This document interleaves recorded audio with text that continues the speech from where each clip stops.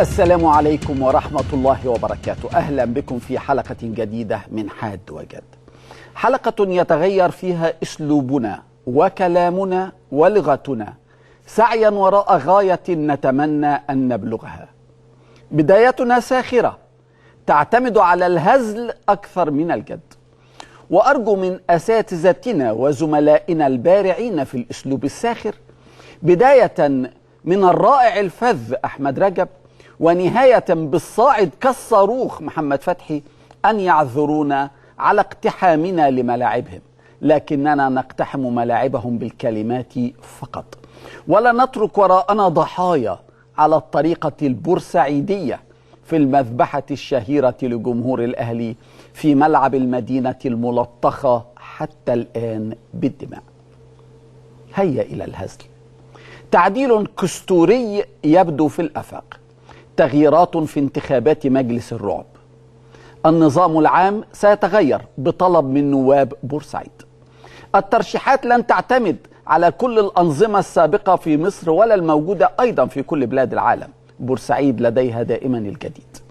مع البهوات النواب فخفخين جروب وفخفخين إخوان، بدلا من الانتخابات عن طريق الدوائر التي تعتمد على الأحياء والمناطق في المدن والمراكز والقرى والنجوع، ستجرى الانتخابات من الآن وصاعدا وفقا للأندية. سيكون هناك مرشحون لكل نادي، ستكون الترشيحات بالقائمة لأندية الدوري الممتاز، والترشيحات للمقاعد الفردية في أندية دوري الدرجات الأقل.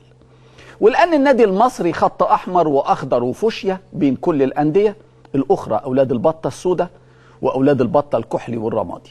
هيكون للنادي المصري نص مقاعد مجلس الرعب، نص مقاعد مجلس الكورة، نص مقاعد مجلس الرعب ونص مقاعد مجلس الكورة للنادي المصري لوحده. وهيوضع في المجلسين خط أحمر. قبل الخط الأحمر هيجلس كل أعضاء المجلس عن النادي المصري الموقر، بينما يجلس بقية أعضاء المجلس، مجلس الرعب ومجلس الكورة، ودول بقى أعضاء عن أندية البطة السوداء، الأهلي والزمالك والاتحاد والإسماعيلي والمحلة والكلام الفارغ ده، هيجلسوا ورا الخط الأحمر مع عامة الشعب.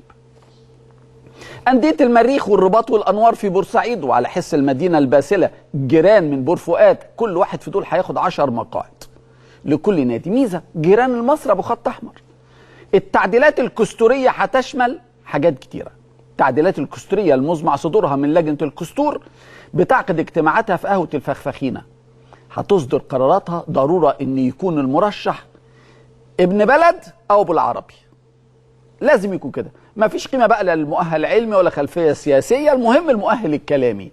لابد المرشح يكون معاه شهادة ابتدائية في اللوكلوك، وشهادة اعدادية في البجاحة، وشهادة ثانوية في الوقاحة، ويا ريت يبقى معاه شهادة جامعية في قتل الشهداء وشرب دمهم في الساحة. مطلوب مرشح يقتصر دوره على الدفاع عن النادي بتاعه بالباطل، لازم بالباطل، اوعى بالحق.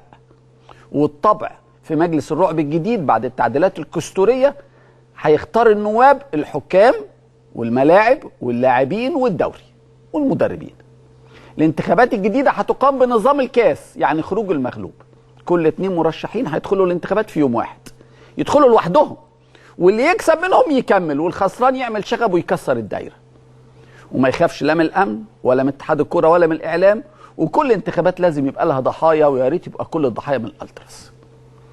الانتخابات بالقايمة لها نظام تاني بقى، هتتلعب بنظام الدوري، يعني كل قايمة تفضل نايمة 10 أيام لغاية ما يجي ماتشها، وماتش عندي وماتش عندك، وكل الماتشات لازم يحكمها فهيم عمر لأنه راجل فهيم ويعرف يخلص كل الماتشات نظيفة، عملية نظيفة. والناس اللي هتموت بعد الصفارة فهيم مش مسؤول عنهم ولا عن ذنبهم، لأن عمليته نظيفة وقراراته نظيفة وهدومه نظيفة وسمعته نظيفة وكلامه نظيف. آخر حاجة بقى، وكفاية اللي قاله على القيعي والمنيسي، كلام فهيم عمر نظيف آخر نظافة. قال إيه بقى فهيم عمر على الأستاذ عادل القيعي والزميل إبراهيم المنيسي؟ قال عمر الخدام ما هيبقى بيه. عبارة نظيفة نظيفة. وكلامه بقى عن جده أو عن أبوه الشيخ طه إسماعيل كانت غلطة وهو ندمان عليها، بس هي كلمة وطلعت منه. فهيم هيحكم كل انتخابات مجلس الرعب من أول المسابقة لآخرها.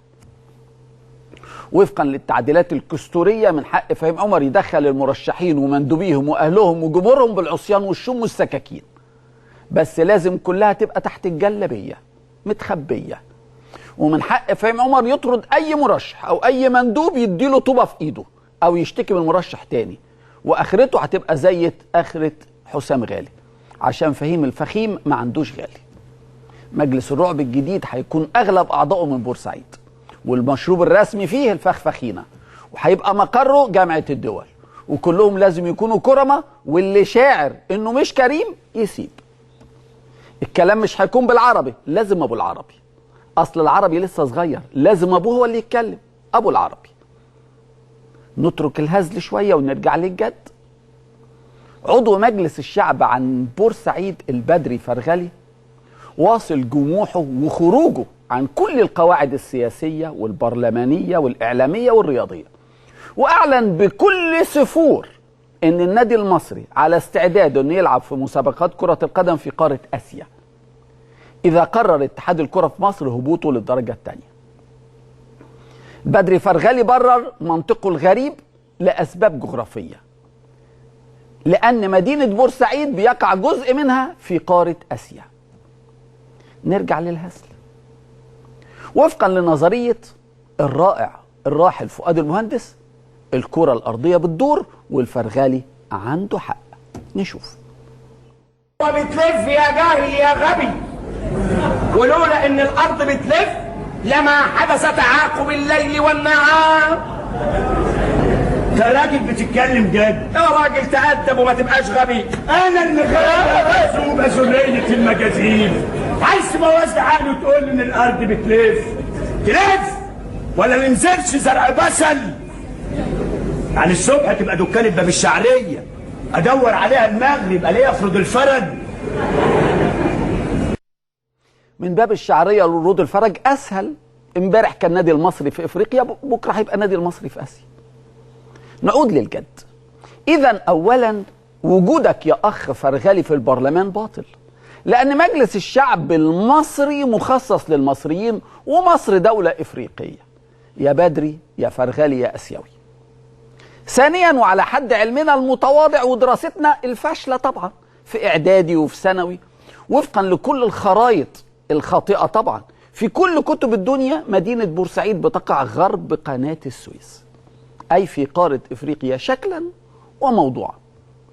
وفي حاله اذا اعتبرنا شبه جزيره سيناء في اسيا مش في افريقيا، يبقى اللي في اسيا هي بور فؤاد.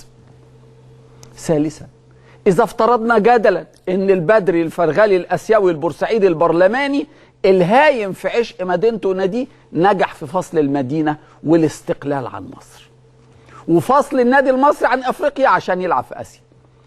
النادي المصري هيلعب في أنهي دوري؟ أقرب بلدين لينا عن طريق آسيا فلسطين وإسرائيل. يا ترى المصري هيلعب في الدوري الفلسطيني ولا في الدوري الإسرائيلي؟ لو المصري لعب في الدوري الفلسطيني ممكن يحرز اللقب بجدارة، بشرط أو شرطين: إذا استمر كامل أبو علي بفلوسه رئيسا، وطبعا لازم حسام وإبراهيم حسن يكملوا في الجهاز الفني، وبعد 50 سنة أو في القرن الجاي سنة 2020 2200 ربنا يديكم العمر، هيحتفل السعدي المهدي الوجدي حفيد البدري الفرغلي الأسيوي بصدارة المصري لأندية الدوري الفلسطيني في عدد مرات الفوز باللقب. بس لابد نرجع للشرط الأولاني، لابد من استمرار أبو علي وأحفاده في رئاسة المصري، لأن البطولات والانتصارات تحتاج فلوس كتير. والشرط الثاني لابد أيضا من تواجد الحكم الشجاع الهمام فهيم عمر في كل مباريات المصري في الدوري الفلسطيني لضمان الفوز، ويطرد لاعب من كل فريق ينافس للمصري في كل المباراة. الفخيم فهيم عمر رئيس لجنة الحكام في الفيفا والكيفا أدلى حديث النهاردة الموقع، الحقيقة موقع محترم، يلا كورة. لكن الفخيم وضع شروطه لاستئناف الدوري بعد مباراة العار لمصر وحكامها، واللي تشرف فخيم بإدارتها بنفسه. ايه الشروط اللي حطها فخيم عمر علشان الدوري يرجع؟ الشرط الأولاني عبقري في فكرته وجديد، ومحدش يقدر يعرف منين اتفتق ذهن فهيم عمر عن الفكرة دي. فهيم عمر توصل لفكرة ما وصلش ليها أي مصري أو أجنبي قبل فهيم عمر. إيه بقى الفكرة اللي طلبها فهيم عمر؟ فهيم عمر في الفكره طلب اعاده الحق لشهداء الاهلي من خلال محاكمه المجرمين اللي ارتكبوا مذبحه استاد بورسعيد. الحقيقه فكره عبقريه جدا من فهيم عمر، ما اعرفش جابها منين، بس الذكاوه بتاعته جابت له الفكره دي، ما حدش قالها قبليه خالص خالص.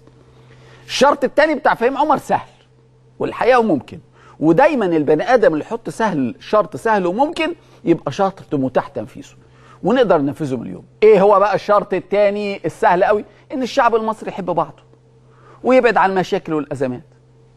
ميرسي يا فهيم، سهله وفي الزمن ده اسهل حاجه كده يا فهيم. يبقى الشرط الاولاني عبقري، ما اعرفش جبته منين. الشرط الثاني سهل موت، الشعب المصري يحب بعضه. ده بالليل النهارده يا فهيم الشعب المصري يحب بعضه. الشرط الثالث للفخيم ان يعود الامن والامان للملاعب المصريه، ودي طبعا حاجه في ايد فهيم عمر، وطالما في ايده انا مطمن انها هتتعمل. ليه بقى في ايده؟ لان الراجل ده خلص ماتش بورسعيد ببراعه زي الشعره من العجينه كده طيب، ورجع الامن والامان للملاعب، واللي ماتوا دول ماتوا موتة ربنا. وفخيم بعد الماتش ده ترك احلى صوره لمصر وحكامها في العالم كله، وصورتنا في العالم مع فخيم كانت كده كده. برافو يا فخيم. الشرط الرابع بقى هو المنطقي وهو الاسهل واللي نقدر ننفذه مش بس عالميا، نقدر ننفذه محليا عالميا، نقدر ننفذه وورلد وايد، ويتحط على الموضوع ده اسم الطلب العظيم لفهيم الفخيم. ايه بقى الطلب الرابع؟ ان جماهير الانديه تتحلى بالتشجيع المثالي وتتقبل الهزيمه بروح رياضيه. ايه يا واد الافكار الجديده المبتكره العالميه دي؟ ده فهيم عمر اكد انه دولي في الافكار مش بس في التحكيم. واللي ينكر انه الحكم الوحيد في العالم اللي الجمهور بيخاف منه يسمع كلامه يبقى بني ادم مش كويس. فهيم الحكم الوحيد في العالم اللي الجمهور بيخاف منه ويسمع كلامه. الجمهور ينزل الملعب بعد كل جول يبوس ويطلع على طول للمدرجات يكمل الشتيمه والصواريخ. حقيقه ما حدش حكم في الدنيا يقدر يعمل كده الا فهيم. الناس بتخاف منه موت موت موت. ينزلوا الملعب يبوسوا ويطلعوا. فخيم يعني فخيم. ومن هبته، بتكلم على فهيم عمر، من هبته كررت هبته كم مره عشان حد يقول انت قلت خبته. لا، انا قلت هبته. من هبته عشان لو التلفزيون مش مظبوط عند ناس وناس تقول كده، بقول ل10 مرة من هبته. لما الماتش خلص نزل القتلة حواليه بالسكاكين كلهم حواليه، ولا واحد لمسه ولا واحد قرب منه. ومحدش بقى متعصب يقول لي ده عشان جامل المصري او كسب المصري او طرد حسام غالي او كمل الماتش وما لغوش. لا، دي مسألة هيبة، مسألة هيبة لفهيم عمر، بالهيه مش بالخاء. تعالوا نشوف بقى ايه مدرسة فهيم عمر للتحكيم الجميلة اللي محدش بيقدر يعملها لحد دلوقتي. فهيم عمر كمان عمل اللي محدش عمله بعد الماتش، وهاتك يا كلام وهاتك يا رغي وهاتك، والنهارده بيحط شروط علشان الدوري يكمل. ما شفناش حكم بالكفاءة دي من يوم ما بقى فيه كورة لا في مصر ولا بره مصر. فهيم عمر كمان لو المصري راح لعب في آسيا هيروح يلعب في آسيا، لأن فهيم عمر كده. أعود بقى لطلب الفرغلي واللي لعب المصري في آسيا. لو نجح البدري الفرغلي بعلاقاته الواسعة خارج مصر في إشراك النادي المصري الآسيوي، بقى ما هيبقى ما اسموش بقى النادي المصري، هيبقى اسمه المصري الآسيوي. لو لعب في الدوري الإسرائيلي، الدوري الفلسطيني خلاص وعرفنا. طب ما هو احنا عندنا أدي إسرائيل وأدي فلسطين. لو هلعب في آسيا يا إسرائيل يا فلسطين. لو لعب النادي المصري في الدوري الإسرائيلي لازم هيبدأ من الدرجة الرابعة، لأن النظام في إسرائيل محترم. ما عندهمش زينب ولا فخفخينة ولا خط أحمر. تحب إسرائيل ولا ما تحبهاش أنت حر، لكن إسرائيل فيها نظام محترم. ولو لعب المصري في الدوري الإسرائيلي عمره ما هيطلع الدوري الأول، عمره بيطلع الدوري الممتاز. هناك لا عندهم حكام زي فهيم عمر ولا عندهم اتحاد كرة زي اتحادنا. أندية إسرائيل الكبرى بتلعب كلها في بطولات أندية أوروبا، وبتضم أحسن اللاعبين من أفريقيا وأمريكا الجنوبية وآسيا. عموما سواء المصري بقى في مصر أو لعب في إسرائيل هيلعب في الدرجات السفلى. ليه؟ لتعليمات الاتحاد الدولي لكرة القدم الفيفا. الفيفا برضه لا بيعرف زينب ولا يعرف فرغلي ولا يعرف الشاعر ولا يعرف فخفخينة ولا يعرف بورسعيد ولا يعرف ابو العربي ولا يعرف الخط الاحمر. ما يعرفش. الفيفا يعرف بس الحق والعدل. نقطة أخيرة للبدري الفرغلي الآسيوي الكروي الفاز. لو خرج النادي المصري لآسيا هيبقى اسمه إيه؟ هيفضل اسمه المصري؟ ما ينفعش. لازم يتبرى من اسمه لأن هو واخد اسمه عشان مصر. لو لعب فلسطين يبقى اسمه النادي الفلسطيني. طب ولو لعب في إسرائيل هيبقى اسمه إيه؟ الشر بره وبعيد. وفقا لأسلوب النادي المصري في انتحال اسم الدولة اللي بينتمي بيها، أرجو البدري الفرغلي الآسيوي ما ياخدش المصري أبدا للهند عشان ما يبقاش الاسم إيه مش قد كده. يعني هو هيروح آسيا هيروح زي ما هو عايز في آسيا، فلسطين إسرائيل مش عارف، بس بلاش الهند. نصيحة لأخونا البدري الفرغلي الآسيوي. عموما تصريحات كلها ساذجة وفاشلة وسقطة جغرافية من البدري الفرغلي. مثل ذلك الشخص اللي هو البدري الفرغلي بيكسب نقاطا زائفة عند آلاف المتعصبين في المصري وفي بورسعيد، لكن بيخسر مقابلها اسمه وسمعته وقيمته عند ملايين من المصريين. وحجم الإهانات أو حجم السخرية أو حجم النقد اللي تعرض ليه البدري الفرغلي في الإعلام المصري في الأيام الخمسة أو السبعة الأخيرة زاد عن أي نقد تعرض ليه برلماني في التاريخ. ومع ذلك لا يزال البرلمانيون المحترمون في مجلس الشعب الذين حولوا العضو زياد العليمي إلى لجنة القيم لا يزالوا صامتين أمام تصريحات البدري الفرغلي وأكرم الشاعر. الأصوات اللي بتتكسب على طريقة الفرغلي والشاعر لها طريق واحد: مصالحة القتلة وذبح الشهداء، سواء كان الشهداء من بورسعيد أولا أو من مدن مصر الأخرى. طبعا مدن مصر الصغيرة تاريخيا وبساليا وتجاريا وأبو العربيا، سواء كانت القاهرة اسكندرية، دي مدن صغيرة جنب بورسعيد. عادل إمام كان ليه أسلوبه الفريد، أسلوبه المميز، وهو بيقلد الناس اللي بيدوروا على الأصوات بالطريقة دي. تعال نشوف عادل إمام. ربنا يخليك كده وكده معاك الدولة وداخلة. بوسه ايه؟ ده جربان. بوسه من بقه، بوس الباشا من بقه. عاش رشد الخيال نصير الفقراء والجربانين. عاش رشد الخيال نصير الفقراء والجربانين. عاش رشد الخيال نصير الفقراء والجربانين. عاش رشد الخيال نصير الفقراء والجربانين. عاش الجربانين. عاش الجربانين. عاش الجربانين. عاش الجربانين.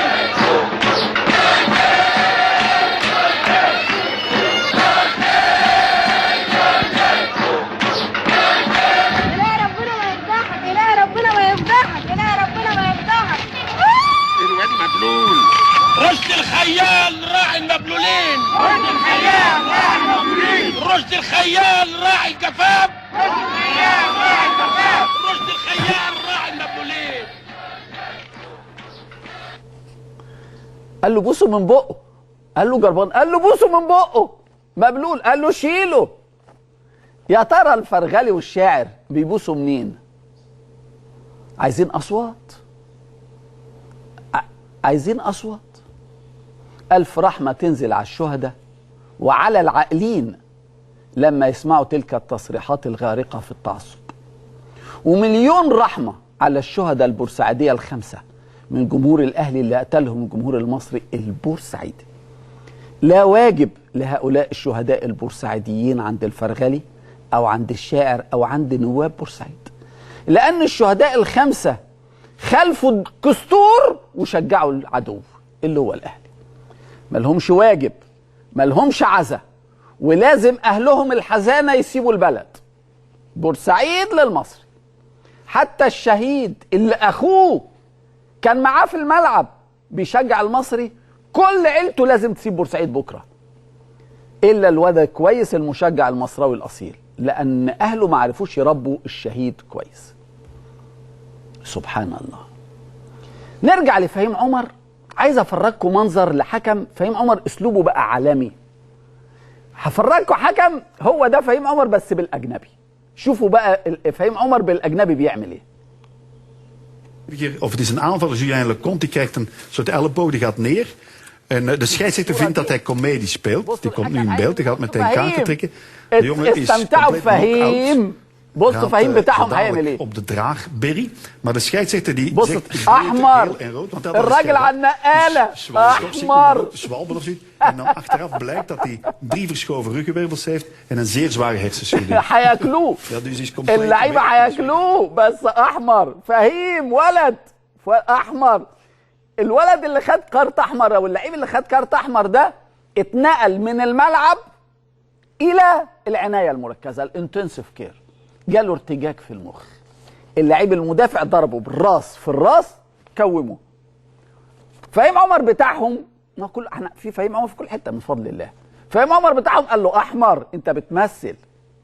زمايله قالوا له ده راجل مغمى عليه، ده متشال، ده مش بيعرف يفتح. قال لهم لا بيمثل. مثل مرتين، مثل مره عشان ياخد بنالتي ومثل مره عشان الطرد. كده فهيم والله كده والله. ولا الشروط الاربعه. والجاب منين حته القصاص دي؟ نفسي افهم. دي ما جاتش في اي جورنان ولا اي موقع ولا اي حته. قال لك عشان الدوري يرجع لازم القصاص. نفسي اعرف فهيم جاب القصاص دي منين. حد بيغششه، مؤكد في حد بيغشش فهيم عمر دي، لان الفكره دي ما تخطرش على بال فهيم ابدا.